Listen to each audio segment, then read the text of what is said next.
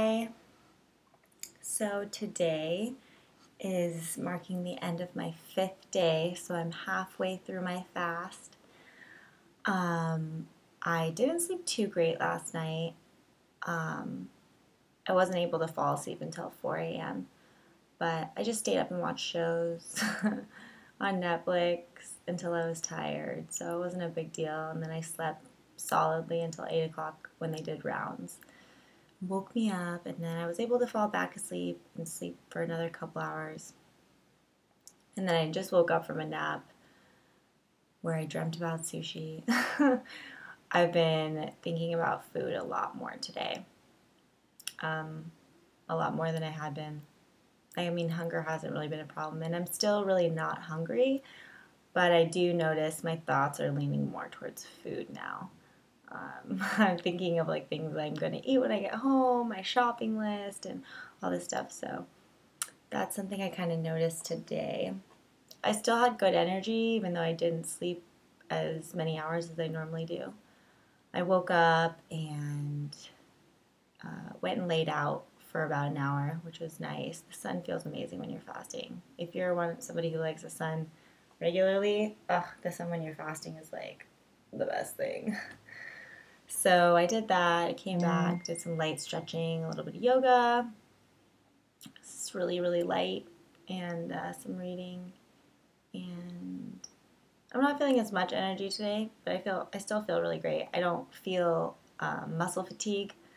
A lot of patients around this time start to feel muscle fatigue. Maybe I'll get it tomorrow.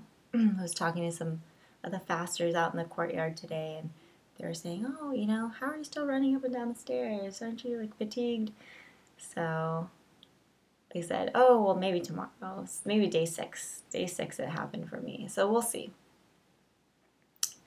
But not yet. The other thing I wanted to talk to you about, I want to do my vitals really quick. So my weight was 117.8. My blood pressure was 88/58 again. My temp was 98.3 and my pulse was 72, so all looking good and normal.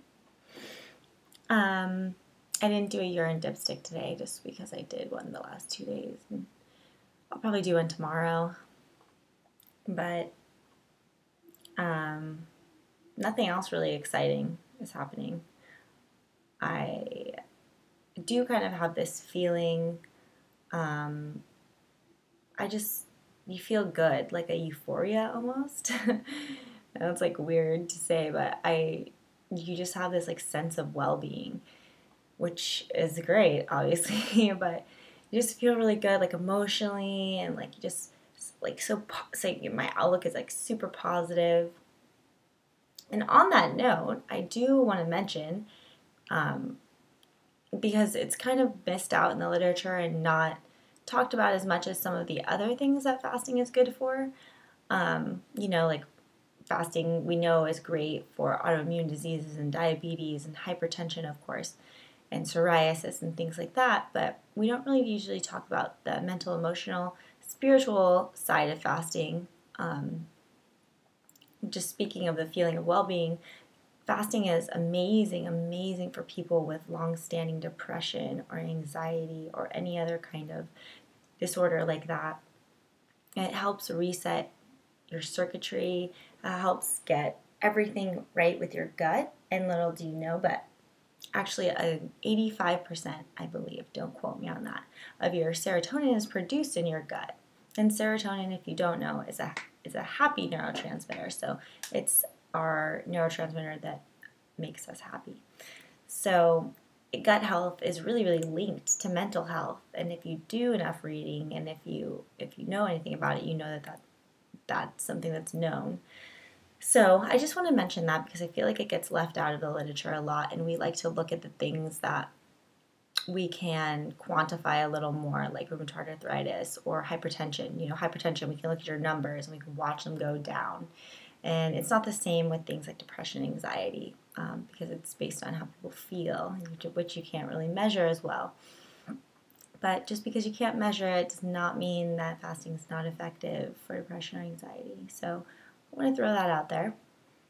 And while I'm talking about other patients here who are doing fast, I want to mention one who was a really great example of one thing that I had read about fasting. One of the great benefits of fasting was for weight gain. So we all think about fasting in the terms of losing weight because obviously you're not eating and people do lose a lot of weight on a fast. But you can also use a fast to gain weight. And the way that that works, again, is on your gut. So usually people who are really thin and are unable to gain weight, even though they're trying, it's usually because their gut is just not absorbing nutrients. So they're really malnourished is what's happening. And they get all kinds of other symptoms because of this malnourishment, like fatigue. They may catch colds easily and things like that. Because a lot of your immune system, like 90% of your immune system, also lives inside your intestine. So, as you see, our gut is a very, very vital part of our health and well-being. So, about this patient, when he came in, he weighed about 115 pounds and he fasted for 28 days here, which I was here to see, which was amazing. You know, he was so slim already, it was hard to think that he could really make it a full 28 days on a water fast. But he did, and he honestly didn't even really lose that much weight.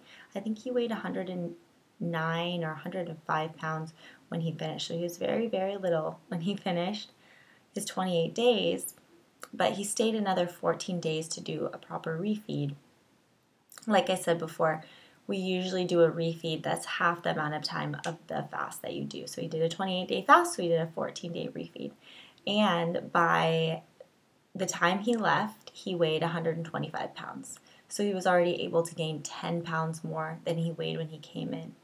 And you have to remember, the food he's eating here is salt, oil, and sugar-free, and it's also plant-based.